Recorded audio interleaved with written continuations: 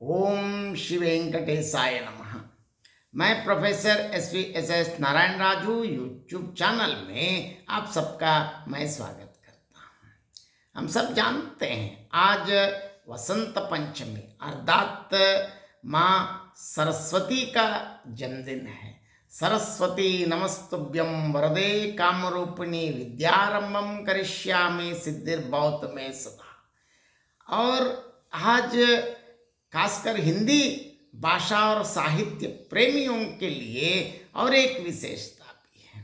वास्तव में सरस्वती पुत्र श्री सूर्यकांत त्रिपाठी निराला जी का भी जन्मदिन आज ही है। इस संदर्भ में हम निराला से संबंधित कुछ बातें मैं आपके साथ साझा करना चाहता हूँ। छायावादी कवि श्री सूर्यकांत त्रिपाठी निराला जी का जन्म उत्तर प्रदेश में उन्नाव जिला के एक गांव गड़ाफोला के एक कान्यकुब्ज ब्राह्मण पंडित राम सहाय त्रिपाठी के घर में 21 फरवरी 1896 21 फरवरी 1896 में माघ मास की वसंत पंचमी के दिन हुआ था। बचपन में इनका नाम सूर्य कुमार था, जिसे बाद में इन्होंने सूर्यकांत में बदल दिया। ऐसे महान कवि श्री सूर्यकांत त्रिपाठी निराला जी का निधन 15 अक्टूबर 1961 15 अक्टूबर 1961 को इलाहाबाद में हुआ। और जब भी निराला की याद आते ही सबसे पहले मुझको तो हमेशा यही याद आता है कि अबे सुन बे गुलाब, भूल मत पाई जो खुशबू रंगो आब, खून चूसा खाद का तूने असिस्ट, डाल पर इतरा रहा है कैपिटलिस्ट, रोज डाला गया है तुझ में पानी, तू हरामी कांदानी। निराला जी का थोड़ा ध्यान से देखे तो प्रारंभ से आरंभिक जीवन से ही व्यक्ति पूजा के भी विरोधी रहे। निराला तो पंडित जवाहरलाल नेहरू जैसे तत्कालीन समय के अत्यंत लोकप्रिय जननेता पर भी व्यंग्य की मीठी महीन मार करने से नहीं चूके हैं। और उन्होंने बेला में एक गजल में बढ़िया लिखा है, देखिए, काले काले बादल चाहे ना आए वीर जवाहरलाल, कैसे कैसे नाग मंडराए ना आए जवाहरलाल, महंगाई की बाढ़ बढ़ आई गांव की छुटी गाड़ी कमाई, भूखे नंगे कड़े शर्माए ना आए वीर जवाहरलाल। जिस प्रकार निराला राजनीतिक नेताओं का, उनके चल चदम का, उनके अनावश्यक दंभ और महत्व का विरोध किया जाना आवश्यक समझते थे। निराला जी में शुरू से ही लोकतांत्रिक और जनतांत्रिक भावना थी और नेताओं में जो अभिजात्य का मोह होता है उसके वे प्रबल विरोधी थे।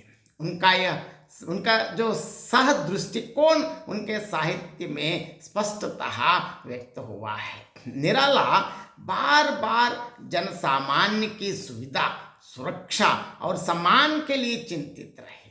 उन्होंने मनुष्य को उसकी विपन्नता में भी सबल और महान चित्रित किया। नए पत्ते की कई कविताओं में तथाकथित बड़े लोगों पर व्यंग्य, कटाक्ष और कटुक्तियां हैं। जैसे एक नेता का चित्र इस प्रकार करते हैं, देखिए, आजकल पंडित जी देश में विराजते हैं, माताजी को स्विट्जरलैंड के अस्पताल तपेदिक के इलाज के लिए छोड़ा है, बड़े भारी नेता हैं, कुडरीपुर में व्याख्यान देने को आए हैं मोटर पर, लंदन के ग्रेजुएट, एमए और बैरिस्टर, बड़े बाप के बेटे।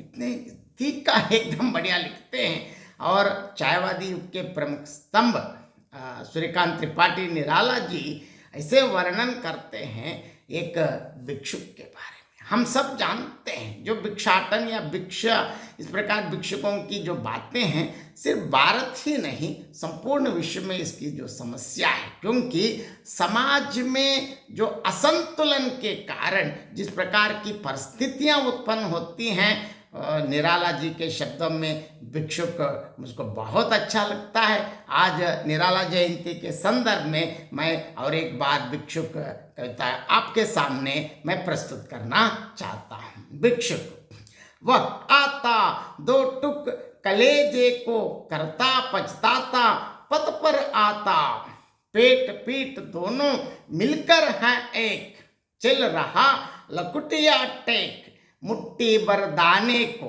भूख मिटाने को, मुंह फटी पुरानी झोली का फैलाता, दो टुक कलेजे को करता पछताता पथ पर आता, साथ दो बच्चे भी हैं सदा हाथ फैलाए, बाएं से वे मलते हुए पेट को चलते, और दाहिना दया दृष्टि पाने की ओर बढ़ाए, भूख से सुख उठ जब जाते, दाता भाग्य विदाता से क्या पाते, घूंट आंसुओं के पीकर रह जाते, चाट रहे झूठी पत्तल वे सभी सड़क पर खड़े हुए, और झपट लेने को उनसे कुत्ते भी हैं अड़े हुए, और झपट लेने को उनसे कुत्ते भी हैं अड़े हुए, ठहरो अहो मेरे हृदय में है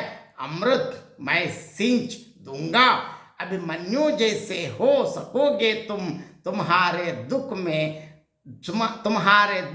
मैं अपने हृदय में खींच लूंगा। देखिए, वह आता दो टुक कलेजे को करता पछताता पथ पर आता। यहाँ इस प्रकार इस कविता में वास्तव में निराला जी का मुख्य और मूल जो दृष्टिकोण है मानवतावादी दृष्टिकोण है, और सामाजिक विषमता पर एक सटीक व्यंग्य के लिए यह एक अनुपम और अनूठा उदाहरण मैं मानता हूँ। और एक बार वसंत पंचमी के संदर्भ में निराला जैसे महान कवि को और एक बार याद करने के लिए जो यह सुअवसर प्राप्त हुआ, बहुत बहुत बधाइयाँ और धन्यवाद।